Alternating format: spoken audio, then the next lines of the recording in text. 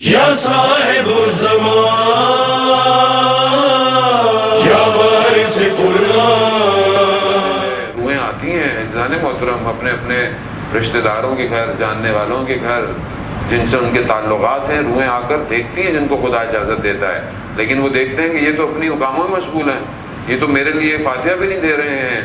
حالانکہ کیا فرق پڑتا ہے، انسان روزے سے پہلے ایک فاتحہ پڑھتے اپنے محرومین کے لیے، جو سامنے دسترخوان بچھا ہے اسی کو ہدیہ کر دے اپنے محرومین کے لیے. کتنا بڑا فائدہ ہے آپ سوچ نہیں سکتے. یہ بالکل ایسی ہے کہ جب آپ کسی جگہ تشنے ہوں، پیاس کی شدت ہو اور وہاں پر کوئی آسرا نہ ہو اور کوئی آپ کو آ کے ٹھنڈا پانی دے دے تو آپ کو کیسا محسوس ہوگا. آیت اللہ شہید دستغیب کہ آپ کی صلوات ان کے درجات میں اضافہ فرمائے.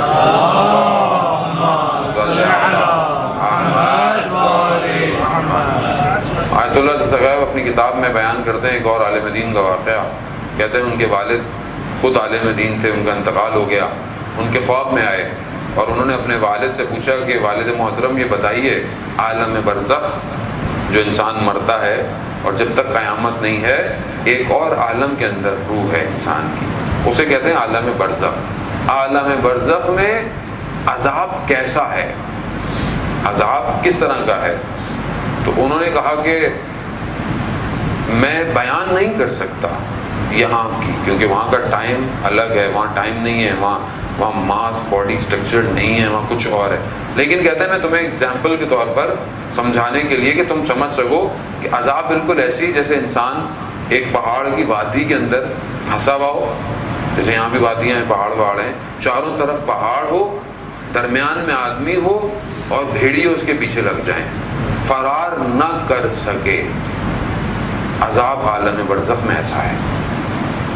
اور ذہن و ہم کیا سمجھتے ہیں کہ یہ جو ہم چھوٹی چھوٹی سی دنیا میں سمجھتے ہیں تو چھوٹی سی بات ہے، کوئی مسئلہ نہیں، اس کا حق کھا لیا، اس کے پیسے کھا لیے، اس کو دے دی. اس عالم میں بہت سختی ہے. شہید دستغیب بھی ایک اور جگہ بیان کرتے ہیں، دو جوان، پرانی بات ہے، زیارت پر جا رہے تھے کربلا، راستے میں حملہ ہو گیا، ایک مر گیا، ہلاک ہو گیا، دوسرے کو واپس آنا پڑ گیا. وہ جو ہلاک ہو گیا وہ خواب میں آیا اور اس نے دیکھا کہ وہ بڑے جنت، بڑے ہریالی سے باغ. تو انہوں نے کہا کہ زیارت پہ جا رہے تھے، مقصد نیک تھا تو اس لیے اللہ نے یہ عطا کیا. لیکن دیکھا کہ وہ تھوڑی تھوڑی دیر میں اس کو تکلیف کا اظہار ہے، تکلیف کا اظہار ہے. کہہ رہا کیا ہے؟ کہتا ہے روز ایک بچھو آتا ہے جو میرے پاؤں کے انگوٹھے کو کاٹتا ہے. کہا یہ کیوں ہے؟ کہا وہ ایک دوست کے گھر میں گیا تھا اور اس کے گھر پھل کاٹنے والی جو چھری ہوتی ہے وہ خوبصورت تھی، وہ میں نے بغیر اجازت کے اپنی جیب میں رکھ دی تھی. یہ وہ اس چھوٹی سی چیز دنیا میں کہ اس کی کیا قیمت ہے، وہ چھوٹی سی چیز ہے جو مجھے روز بچھو آ کے کاٹ رہا ہے. اس نے کہا کہ جاؤ میرے گھر میں میری زوجہ سے کہو فلانی جگہ پڑی ہے، جا کر وہ میرے دوست کو دو، واپس دو، معافی مانگو اس سے.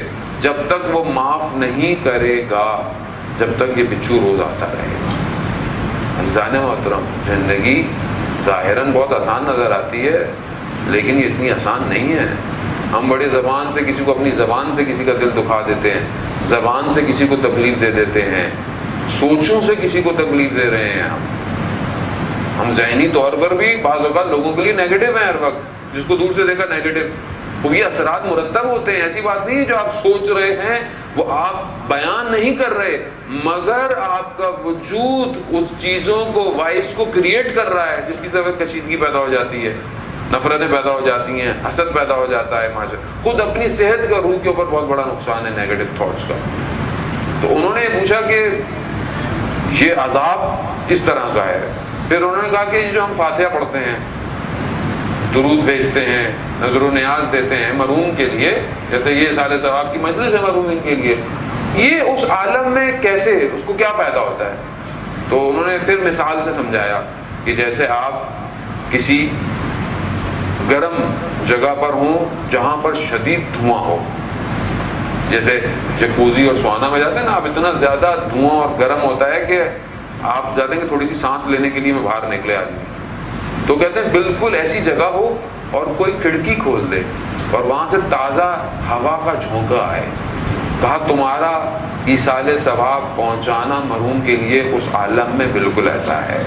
ایک صلوات پڑھ دے اپنے مرحومین کے لیے. اللہم صلی علی محمد یعنی یہ جو ہم درود پڑھ کر عطیہ کر دیتے ہیں، فاتحہ پڑھ کے عطیت کر دیتے ہیں، یہ ضائع نہیں جاتا، کوئی بھی چیز ضائع نہیں جاتی ہے اس دنیا کے اندر. اور یہ اس طرف جو مقام پر آدمی بیٹھا ہوا ہے اس طرح.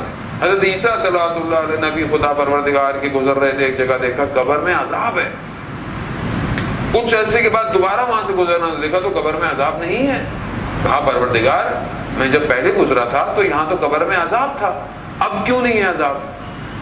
تو پروردگار کی طرف سے پیغام آیا کہ اس کا جو بچہ تھا اس نے ایک کار خیر کیا، ایک نیک کام کیا لوگوں کے لیے، اس نیک کام کی وجہ سے ہم نے اس کی قبر میں عذاب کو ختم کر دیا. یعنی گویا یہ جو ہم کہتے ہیں اولاد کا نیک ہونا بڑا ضروری ہے، وہ کیوں نیک ہونا ضروری ہے؟ کیونکہ یہاں اولاد آپ کو فائدہ دے نہ دے، اگر نیک ہوگی تو آپ کے جانے کے بعد بھی آپ کو فائدے دیتی رہے گی. حتیٰ ایک بچہ قرآن کی تلاوت کر دے، آپ کا پوتا قرآن پڑھنا شروع کر دے، اس کا بھی اجر آباء و اجداد کی روحوں پر پہنچ رہا ہوتا ہے. اس لیے باقیات الصالحات کہا جاتا ہے. تو بہرحال کوشش کریں کہ ہم اپنی اولاد کی ایسی پرورش کریں. اچھا، پرورش جب ہوگی جب میرا اپنا عمل اپنے والد کے ساتھ اچھا ہوگا. جب میں آج اپنے والدین کے ساتھ اچھا ہوں گا تو یہ خود بخود اچھا ہوگا. کیا آج میں اپنے محرومین کے لیے کچھ کر رہا ہوں؟ اگر میرے والدین نہیں ہیں، خدا آج تو دنیا سے بہرحال جانا ہی ہے ہر ایک نے کسی نہ کسی نے، یا اپنے پردادا دادا نانا، ان کے لیے میں کبھی دعا، کبھی فاتحہ، کبھی ان کے لیے کوئی کار خیر، کبھی ان کے لیے صدقہ میں دے رہا ہوں.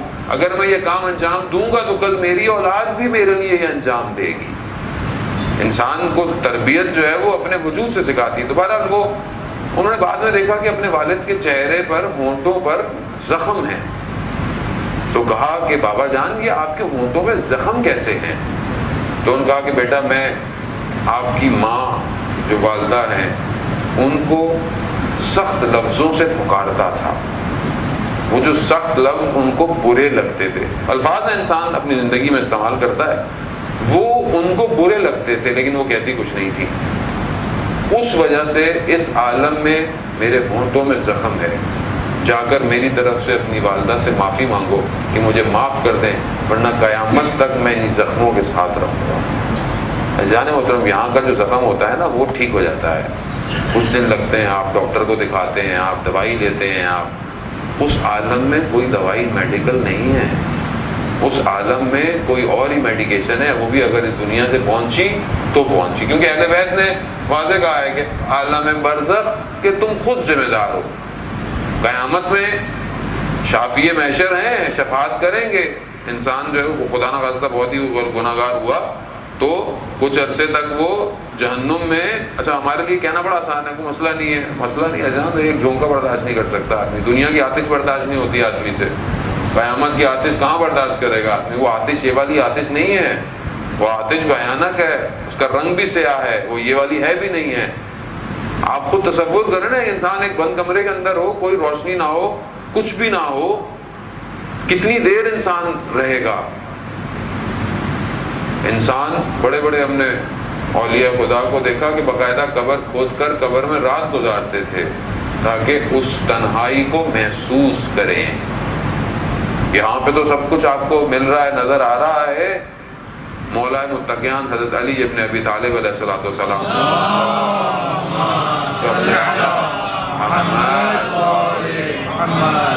مولا متقیان فرماتے ہیں کہ کچھ چیزیں انسان کے ساتھ ہیں، دوست ہیں، کچھ چیزیں انسان تو زندگی میں بناتا ہے. وہ کیا ہیں؟ کچھ چیزیں جو دوستی نبھاتی ہے وہ کہاں تک ہوتی ہے؟ کہ جب تک آپ زندہ ہو وہ چیز آپ کے ساتھ تب تک ہے. کہا دنیا، مال، یہ سب کچھ یہ جب تک آپ ہیں آپ کے ساتھ ہے، آپ چلے گئے ختم. کہا کچھ ایسے ہیں جو آپ کے قبر تک آئیں گے. وہ کون ہے؟ کہا آپ کی اولاد، آپ کے گھر والے، بہت ہوا دوست. اور یہی اچھے دوست اگر جنازے میں ہوں تو یہ پوچھتے ہیں دفنائیں گے کب، کتنی دیر میں دفن ہونا ہے. یہی ہے نا انسان. کیا ہے جب آپ خدا نہ انسان کا دوست چلا جائے کہتے ہیں کہ تدفین کب ہے؟ بس دفنا کے قبر میں چل دیا بس. مگر مولا فرماتے ہیں کہ کچھ چیزیں ایسی ہیں جو انسان کے ساتھ رہیں گی قیامت تک. اور وہ کیا ہے؟ یا وہ اچھا عمل ہو یا برا عمل. یہ دو چیزیں قیامت تک انسان کے ساتھ ہیں. اب میں کیا لے کے جا رہا ہوں یہ میرے اوپر ہے. قبر سب کی اپنی اپنی ہے عزیزان محترم. میں آپ کی قبر میں، آپ میری قبر میں نہیں آئیں گے. آپ یہ نہیں کہیں کہ برابر والی قبر بھری ہے تو میری قبر میں روشنی نہیں. ہر کوئی اپنی قبر کی روشنی خود لے کے جائے، خود یہاں سے لے کے جائیں. وہ کیسے لے کے جائیں؟ وہ یہ مہینہ برکتوں کا موقع دے رہا ہے کہ میں نیک کام کروں.